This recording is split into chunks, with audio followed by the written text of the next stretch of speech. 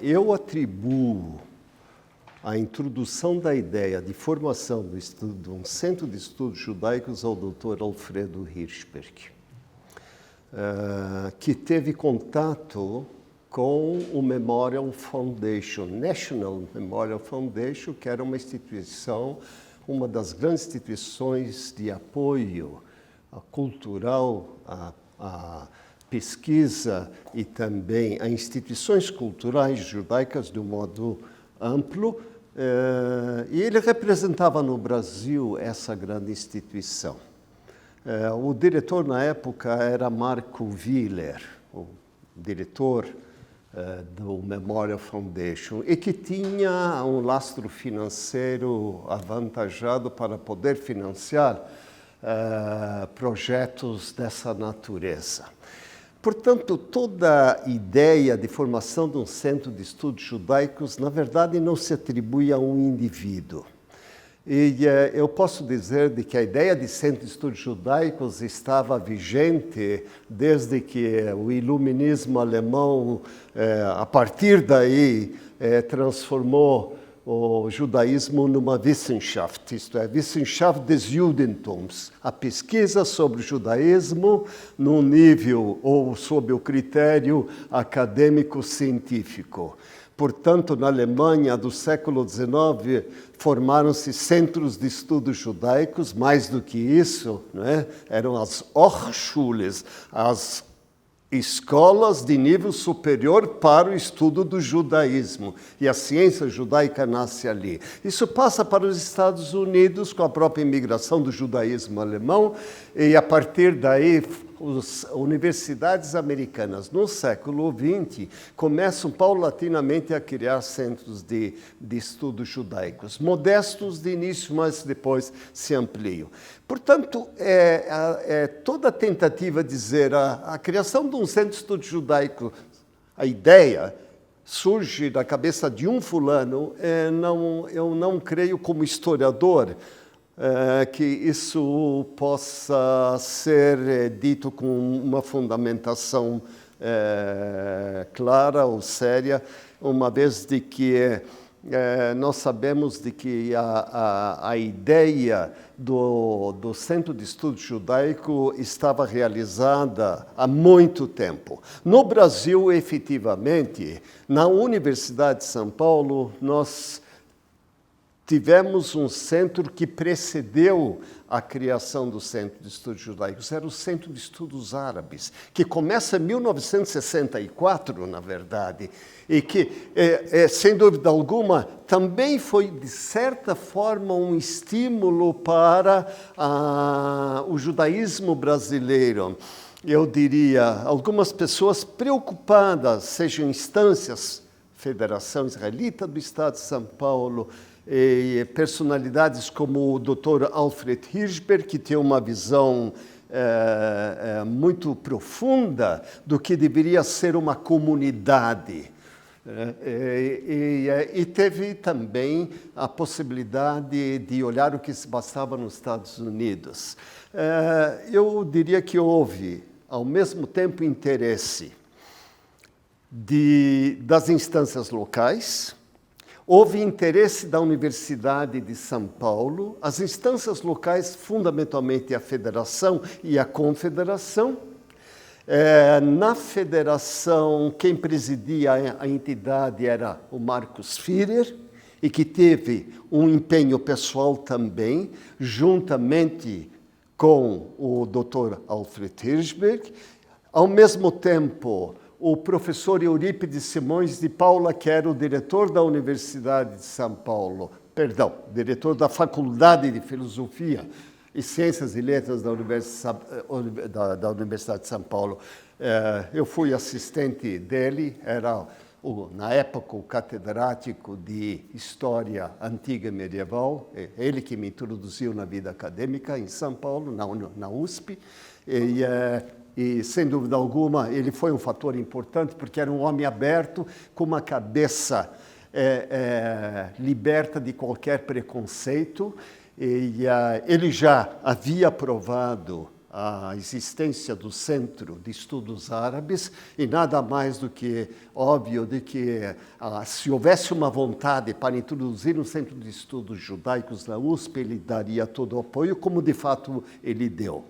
Eu acompanhei esses inícios através do meu mestre, professor Eurípides Simões de Paula, que olhava para mim como um candidato para participar da formação do centro. Mas houve um grupo inicial, a partir de 68, que começou a se reunir, foi denominado Comissão Planificadora. Eu tenho os nomes que estão, professor Pincus, o Rabino Pincus, Fritz Pincus, porque a cátedra de hebraico antecedeu a formação do Centro de Estudos Judaicos. Essa cátedra já existia. A cátedra por si tem uma história. Me parece que ainda não foi feita, não sei, Berta, parece que ainda não foi. É uma história muito interessante que eu me deparei com ela ainda no Rio de Janeiro, quando o Rabino Pincus escreve ao Davi José Pérez, e eu estou falando dos anos 50. Antes da fundação. Bem antes da fundação. E, nesse sentido, a comissão era o Rabino Pincus, o Henrique Ratner, que era professor de Sociologia, o professor Jacob Ginsburg, que estava na ECA, Marcos Führer, que era o presidente da Federação Israelita do Estado de São Paulo, e Dr. Alfredo Hirschberg, que era exatamente o elemento de ligação e, eu diria, o mentor com uma visão do que poderia ser esse centro, Anita Novinsky e a professora Rivka Berezin. Eu me agreguei um pouco depois. Essa comissão começou a trabalhar e o processo começou a seguir a partir de 68. Em 69, o Centro de Estudos Judaicos já estava em vias de aprovação. Efetivamente, começamos a trabalhar em 1970, já com cursos instalados e com um corpo docente próprio, com um currículo de algumas disciplinas bem estruturadas. Eu atribuo também um fator da macrohistória, que foi a guerra de 67, que deu um impulso notável de auto-orgulho, de auto-contemplação do que deveria ser o judaísmo a partir daí. Isso foi nós nunca levamos isso em consideração, mas eu, como historiador, eu procuro ver o contexto, e nesse sentido o contexto era muito favorável. Havia uma disposição muito grande de assumir altos compromissos, no nível acadêmico também. Então, e não é coincidência, né? Não é o acaso que em 67 é que começa a se falar no centro, na formação de um centro de estudos judaicos. O curso de língua hebraica, na verdade, se resumia a língua, literatura e muito pouco cultura. Muito restrito. Por outro lado, não havia uma visão da Wissenschaft des Judentums. Não havia uma visão da ciência judaica que poderia abarcar filosofia, história, outras áreas, ou antropologia, ou sociologia, e nesse sentido, estudos bíblicos, nesse sentido, o curso de hebraico estava focado no ensino da língua e da literatura. De certa forma, o Centro de Estudos Judaicos, logo no início, já se formulou como um centro interdepartamental. Lamentavelmente, no decorrer do tempo e as crises internas que, de certa forma, desmembraram o Centro de Estudos Judaicos, eliminou a possibilidade de terminar o processo de formalização de um centro interdepartamental que já havia sido aprovado pelo Departamento de História, Departamento de Filosofia, Departamento de Ciências Sociais e Letras. O caminho do centro era abrir o conhecimento do judaísmo como uma civilização que culturalmente havia sedimentado, não é? Uma abrangência em várias atividades do pensamento, do conhecimento humano. E quando a crise começou a assolar o centro, a partir de 1974, então, o processo de aprovação formal paralisou, apesar de que alguns departamentos já haviam aprovado a categoria de centro interdepartamental. Foi uma perda muito grande. Eu digo, e posso até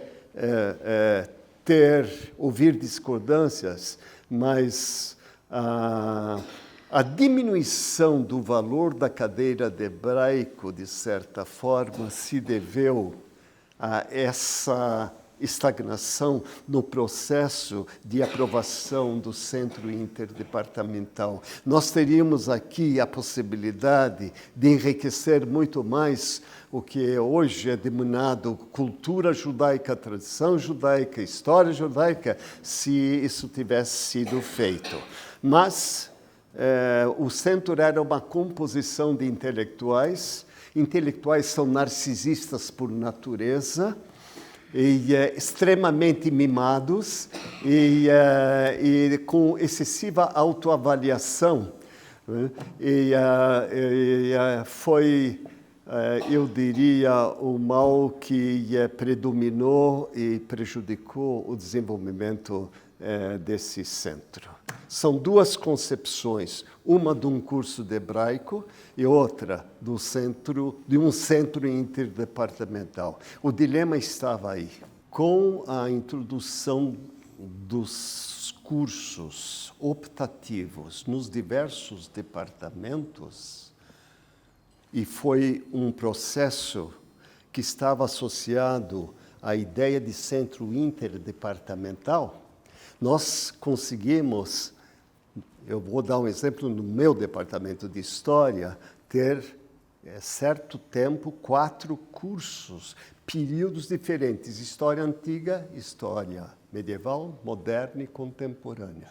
Judaicas, aprovados pelo Departamento de História, com 1 ou às vezes 2 professores vindos de Israel, da Universidade Hebraica de Jerusalém. Um foi o professor Yitzhak Zarbif, que deu História Bíblica, Antiga, Bíblica. O outro foi o Evan Shoshan, que deu História Moderna e Contemporânea. O do dicionário? Não é o do... Não. Era o mesmo nome, mas não é do dicionário. 2 pessoas com uma formação na Universidade Hebraica de Jerusalém, altamente competentes. Nós, no Brasil, nós não tínhamos essa gente, e importávamos porque o intercâmbio com a Universidade Hebraica de Jerusalém também se estabeleceu a um dado momento. Eu pessoalmente estive envolvido nisso, esses cursos eles tinham uma frequência extraordinária, realmente eram classes cheias. O Walter Heffeld deu curso optativo na filosofia. E o Ratner deu curso de sociologia junto com a Rosa Krauss. Era algo extraordinário. Isso que você procura hoje fazer, nós fizemos durante vários anos, e com a aprovação dos respectivos departamentos. Filosofia judaica foi aprovado pelo Departamento de Filosofia. Os cursos de História pelo Departamento de História. Eu tive até um quiproquo uma vez com a mudança de um diretor, do chefe do meu departamento, que a um dado momento me chamou e disse: professor Nachman, é muito curso sobre judeus. Isto é uma outra história, mas foi uma vivência fantástica, eu diria, porque nós estávamos vislumbrando de que esses cursos, posteriormente, se transformariam em cursos regulares. Podiam ser integrados no... O meu foi, porque eu era do departamento, era efetivo. Então, eu dava 2 cursos, um curso de História Medieval Latina Cristã, e fiz questão da aprovação no departamento de um curso de História Medieval Judaica. Então, meus alunos sofriam duplamente. E isso satisfazia meu sadismo. Né? Tinha que assistir 2 cursos. E era regular e recebia os mesmos créditos. Então.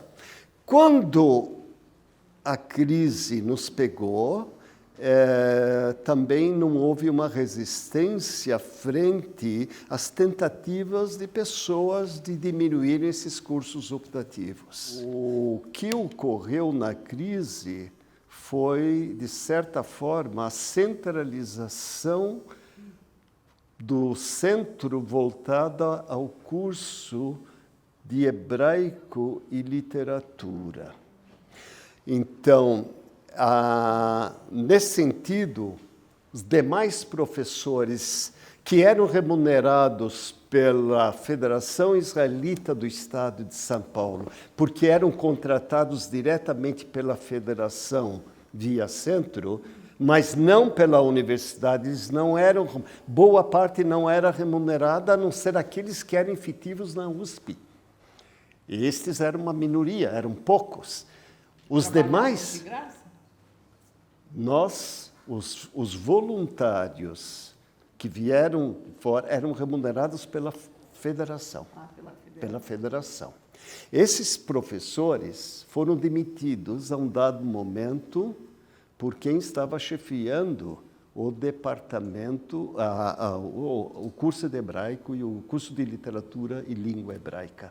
De repente, pararam de poder lecionar, porque houve o recolhimento do centro no próprio curso de hebraico.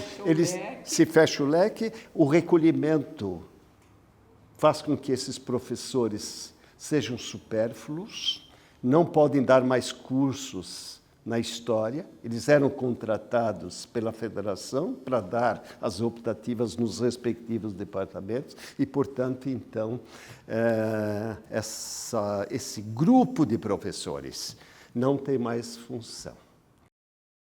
O professor Beinart, Chaim Beinart, grande estudioso da Inquisição, é um dos nomes importantes. Ele era o diretor do Departamento de Estudos Judaicos da Universidade Hebraica. Depois foi o professor, grande medievalista,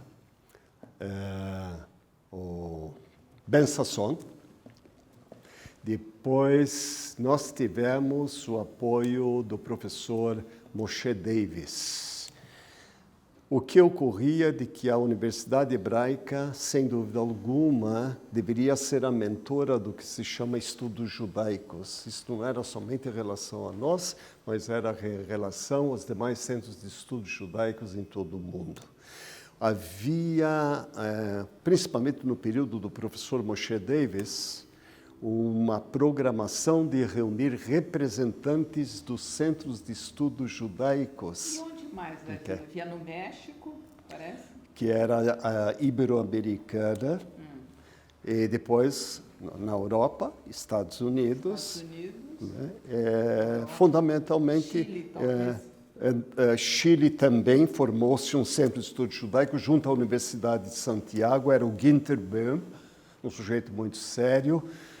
E também na Argentina, que era um pouco fraco, mas tentava-se fazer algo nesse sentido.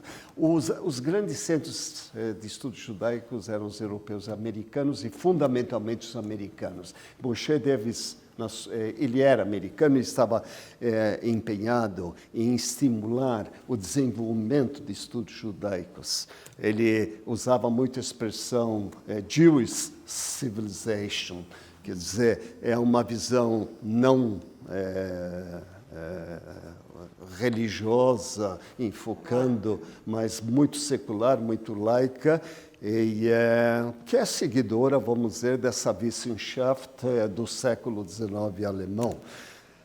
A universidade aceitou também receber alunos de pós-graduação para preparar, é o caso da Tzipora Rubinstein, que faleceu muito jovem, e é o caso da Nancy Rosensham, que no intercâmbio para preparar para futuros professores especializados em determinadas áreas. Esse é um capítulo muito importante, porque recebemos também apoio da universidade na School for Overseas Students, e, por outro lado, essa gente teve uma formação magnífica. A Frida Flaxberg também participou de um curso desse tipo e tinham, eu diria, o lastro, né, da escolaridade acadêmica da Universidade Hebraica de Jerusalém.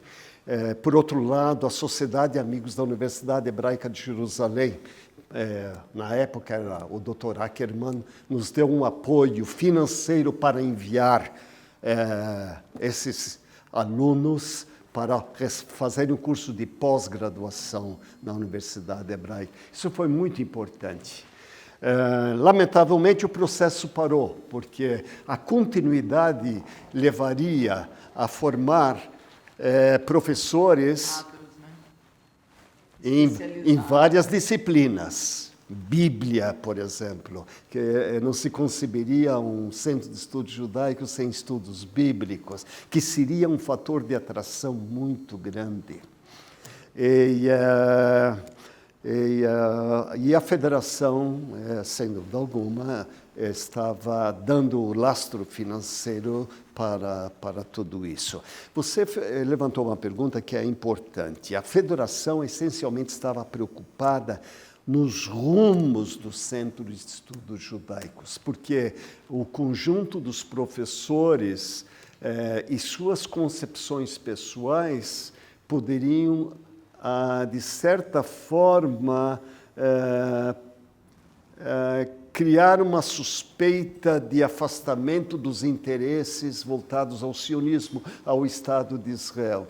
Por parte do presidente da época, eu me lembro, havia uma preocupação muito grande. Olha, vocês são todos intelectuais, estão muito preocupados com as vossas especializações. A pergunta é, até onde esse judaísmo que vocês ensinam está voltado a uma identificação com o Estado de Israel, com o movimento sionista?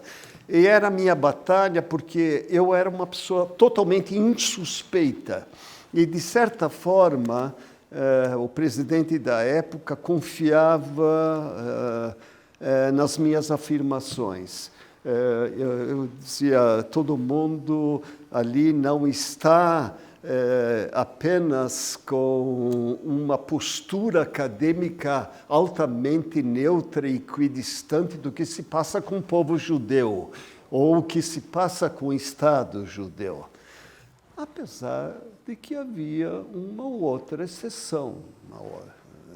Em todo um grupo tão amplo, poderia haver também pessoas que foram lecionar as suas disciplinas, dentro de suas especializações, com interesse financeiro, receber um salário. Afinal, é um emprego. De certa forma, havia muito mais não-judeus do que judeus. Não era o caminho exatamente da juventude judaica estudar ciências humanas. Acho que é mais engenharia. Etc. Estudos profissionalizantes. Mas a postura da federação era nada mais resultado de uma preocupação se essas matérias não estariam sendo ensinadas num espírito que negava a própria, eu diria, presença dos problemas contemporâneos do povo judeu, e que era excessivamente fechado do ponto de vista acadêmico. Era uma preocupação típica de uma liderança comunitária que não negava a necessidade eu diria, da postura acadêmica pura, mas, por outro lado, tinha temores até onde isso vai levar. Nunca interferiu efetivamente em nada. Não, nós não tivemos nenhum problema por parte da liderança comunitária, mas eu relato isso porque ela estava presente na cabeça de algumas pessoas e, sem dúvida alguma, era importante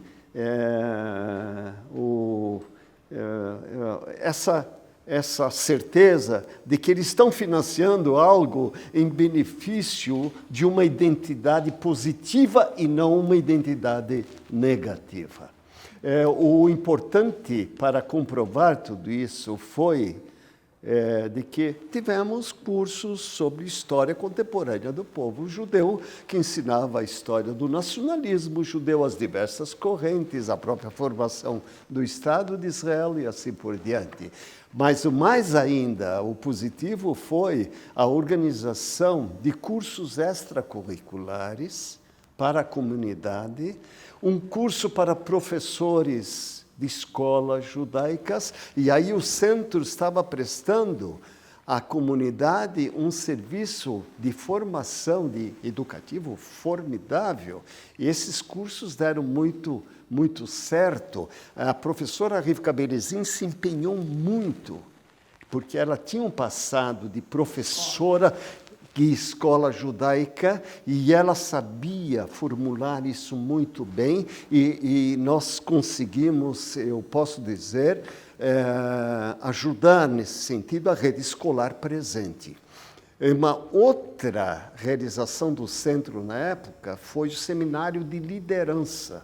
E aí a própria comunidade sentiu de que o centro poderia dar uma formação cultural à futura liderança comunitária. Nós mantivemos um excelente seminário, 2 anos seguidos, de formação de líderes. E certamente plantou sementes importantes para a continuidade das instituições, da liderança das instituições. E aí o centro prestava um serviço à sociedade e à comunidade como tal. Nós temos na École d'Altitude uma produção na área judaica maravilhosa, de alto nível. Temos na Alemanha houve um florescimento extraordinário, com cursos de Kabbalah, mística judaica de alto nível, com professores, intercâmbio de professores, autoajuda. Não é autoajuda. Não. Do ponto de vista financeiro, totalmente autônomos, independentes. Nesse sentido, é autoajuda. Nesse sentido. Do ponto de vista financeiro, nós podemos considerar o que há de melhor. Nos Estados Unidos, obviamente, eles têm um lastro para publicar.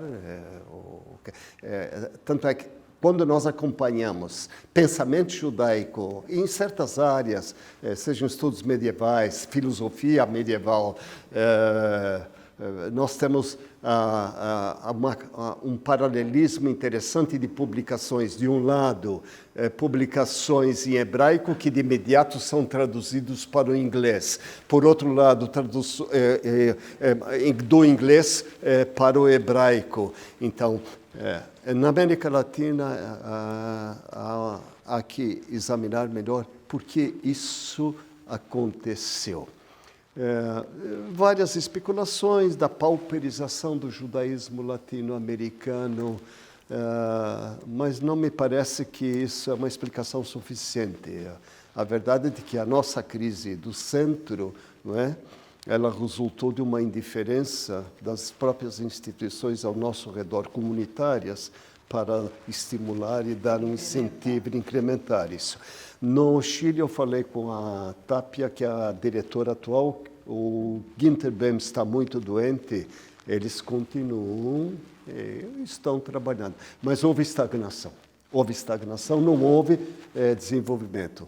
O Centro Ibra no México também parece que se reduziu a pouca coisa. É verdade. A pouca bem coisa. Encolhido, né? Bem encolhido e já houve uma programação no passado muito ativa. É um problema que ainda Fica para você resolver como historiador. Você pensa tem nisso. que se pensar, tem que se pensar. Eu era vice-diretor, eu fui sempre vice-diretor até a crise. Na crise, quando houve essa grande mudança de atrelar o centro à cadeira de hebraico, nós continuamos com o centro numa luta, eu diria, até dolorosa, de manutenção e de realização daquilo que pretendíamos. Aí passei a ser diretor. O Rabino Pincus acabou se aposentando e eu o substituí como diretor. Acho que fui diretor uns 10 anos do centro, até depois abandoná-lo.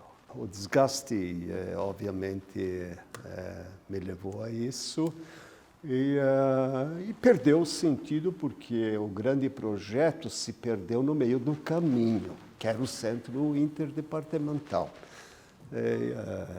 A minha vida acadêmica foi uma vida de trabalho contínuo. Eu era um dos poucos medievalistas e, como orientandos, uma penca, eu estava sentindo que isto não tem futuro e não adiantaria continuar.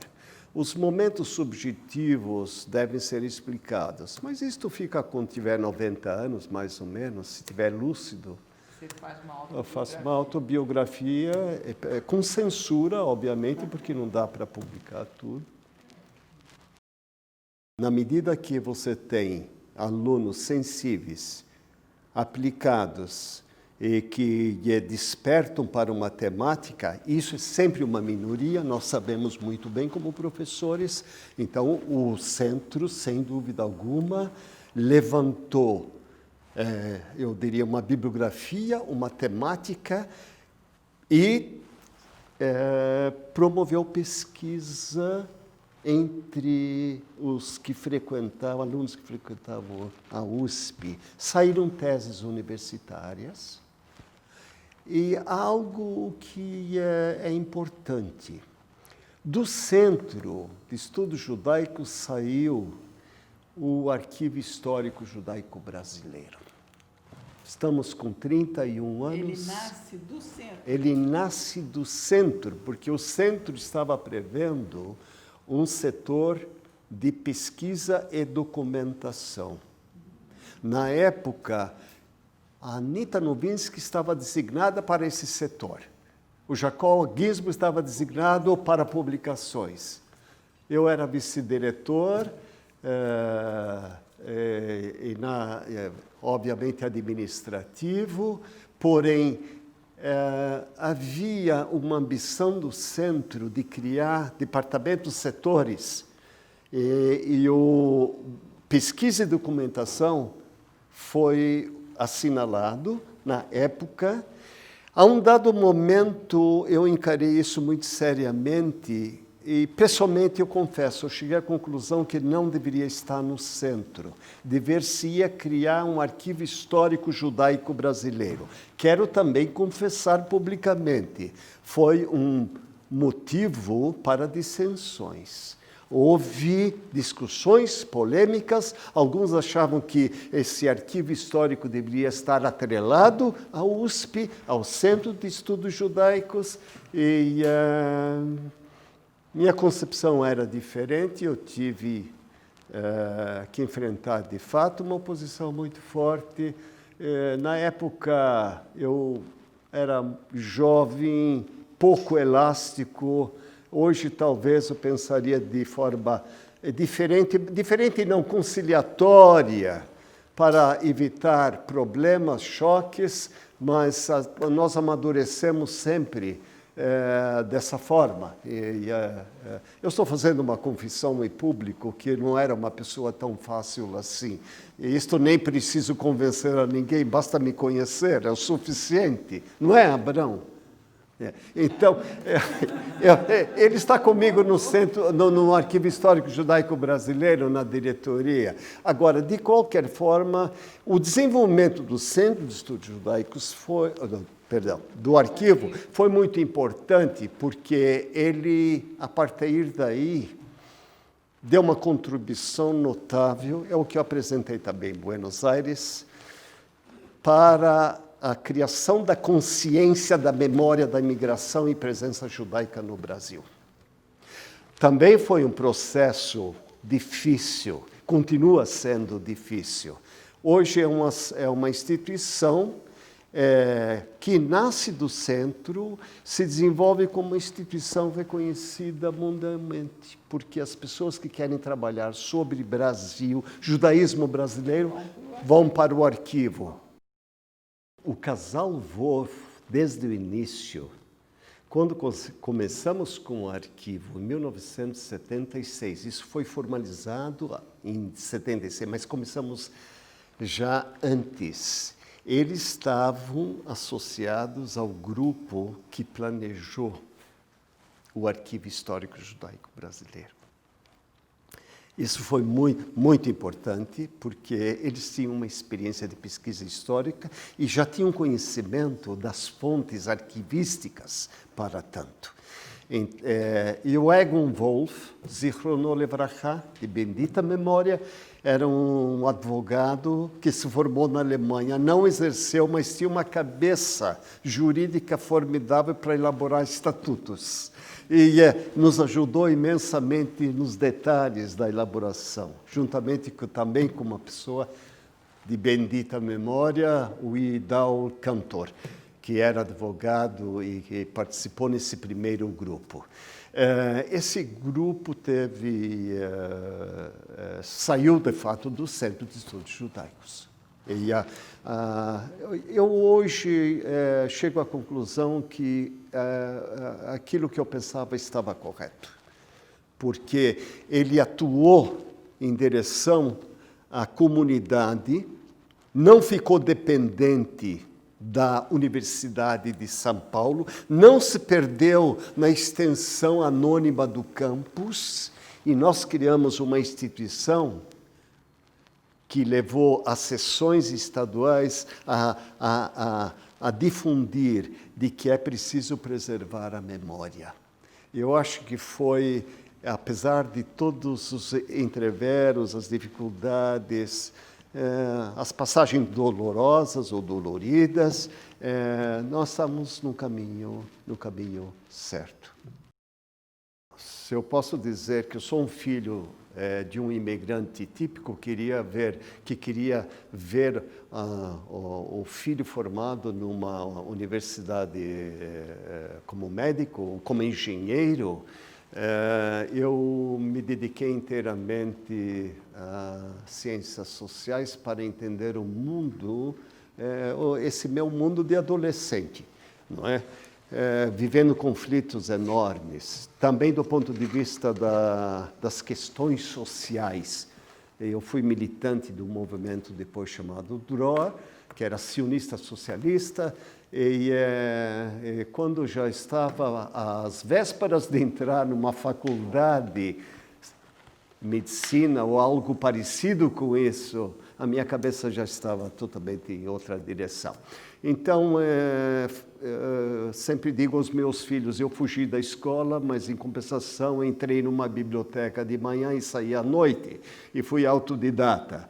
Então, quando comecei a estudar numa faculdade em Israel, Bar Ilan, já era casado com 2 filhos, e eu precisava apenas ter um estudo sistemático, não de autodidata que lia de tudo, rato de biblioteca, e que não tinha nenhum estudo sistemático. E aí resolvi, o movimento, eu estava em kibbutz, o movimento kibutziano me mandou estudar história, filosofia, que eu queria, efetivamente. Então, minha formação se deveu como o garoto que foge da escola e entra numa biblioteca e assim ele vai se formando. Não é mal, não é mal. Eu, às vezes, recomendo. Porque se livra dos professores chatos, né? E que eu fui expulso uma vez da escola. Agora estou entrando em detalhes pessoais, mas eu fui expulso. Eu estudava num ginásio e sentava na última fileira. Eu já estava muito ativo nesse movimento juvenil. E estava lendo a história das lutas, do socialismo, das lutas sociais, de um famoso autor alemão, Max Beer, mas ficava na última carteira e o professor me pegou e ele viu, isso é literatura subversiva, me mandou para o diretor. O diretor foi tolerante e acabei voltando para a escola. Não, eu não estava mais com esse. Não, era Oswaldo Cruz, perto do Largo do Aroche, a Rua Santa Isabel. A nossa geração é uma geração de militância nacional social, sionista socialista. Ou é uma militância somente socialista, esquerda. A nossa geração é fruto do impacto da Segunda Guerra Mundial. E isso explica, de certa forma, as nossas esquisitices. O lado bizarro, porque eram todos militantes e acabaram, obviamente, optando por uma ideologia, por outra ideologia. De certa forma, era uma geração de idealistas. Eu posso usar o termo, é démodé o termo, mas era realmente uma geração idealista. Já não se faz mais gerações como antigamente. Um voluntarismo extraordinário de gente que não é remunerada, que trabalha simplesmente por amor e por identificação, criando um acervo de história oral. A Sarina faz parte desse grupo, é o núcleo de história oral, 400 entrevistas, transcrições, produção de livro. É um trabalho notável de um grupo de 15 pessoas. Apenas um exemplo.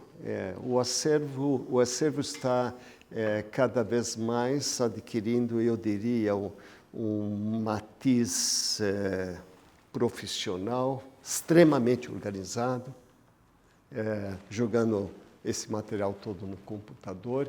Nós temos hoje, eu diria, orgulho de dizer que é uma instituição respeitada, reconhecida, das instituições similares que existem no mundo judaico, em vários países. Então, o arquivo merece ser visitado para quem tem interesse, mas foi esforço individual. No caso do Núcleo de História Oral, começou com a querida Gabi Becker, falecida, de bendita memória. Ela começou, teve um prelúdio com o Arnold Diesendruck, mas foi apenas um prelúdio. Quando a Gabi veio para o arquivo, o núcleo começou a se desenvolver, e juntamente com a Marília Fredes, depois entraram outras pessoas, a Sarina e mais um grupo muito ativo, e é invejável da forma com que eles trabalham. É invejável, considerado atualmente um dos melhores núcleos de história oral, que hoje é uma metodologia adotada na pesquisa histórica. no Brasil, com repercussões lá fora. Eles participam em congressos, são convidados, não porque existem, porque pelo trabalho, pelo conteúdo, pela produção, pelas publicações, e isso deu o arquivo. É uma das coisas que eu analiso. Foi bom o arquivo sair da USP, criar asas próprias, não depender de nenhuma instituição onde a hierarquia, a burocracia, a administração é inevitável e tentar caminhar com os pés próprios. Nós temos a fototeca. É um setor com 30 mil fotos. Agora, recentemente ganhou um acervo de um grande fotógrafo chamado Peter Schreier.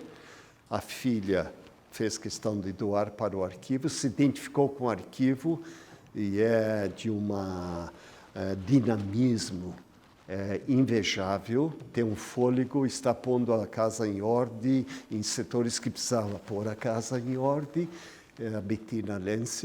E hoje esse acervo fotográfico ligado à judaica é único no continente. E, lamentavelmente, o arquivo da AMIA teve grande perda com a destruição do edifício. Eles tinham um arquivo extraordinário, porque o judaísmo argentino ele é de uma riqueza, ele é muito anterior ao nosso, de certa forma, mas eles conseguiram também recuperar. E o intercâmbio que está havendo é muito importante, são as experiências diversas de cada arquivo.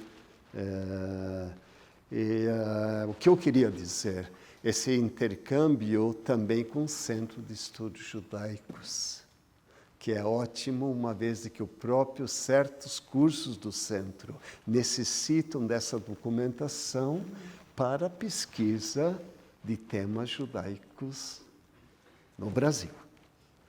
Algumas teses já saíram. No caso do arquivo, tentamos criar sessões, fizemos, e a um dado momento as sessões se tornaram independentes, também autônomas, o que é positivo. Me lembro que havia convidado uma pessoa do Recife para criar uma sessão, aceitou. A um dado momento, o talento administrativo dessa pessoa conseguiu transformar essa sessão no instituto próprio, o Arquivo Histórico Judaico de Pernambuco, com um apoio financeiro invejável, que eu gostaria que revertesse uma pequena porcentagem para nós. Isso aconteceu também em Curitiba, com a criação do Instituto Cultural Bernardo Schulman.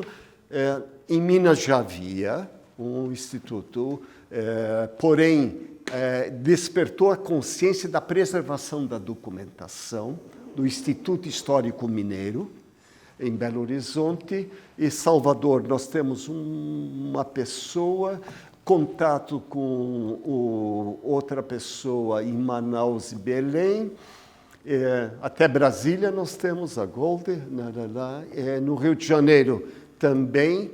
O interessante é que se formou uma rede de instituições culturais judaicas que realizam hoje um evento sob, eu diria, um patrocínio comum, que são os Encontros Nacionais do Arquivo Histórico Judaico Brasileiro. Já realizamos 4, e nesse sentido se percebe a dimensão da pesquisa que se faz na temática, que não era uma temática há 30 anos atrás. Não era. Hoje é uma temática de pesquisa acadêmica.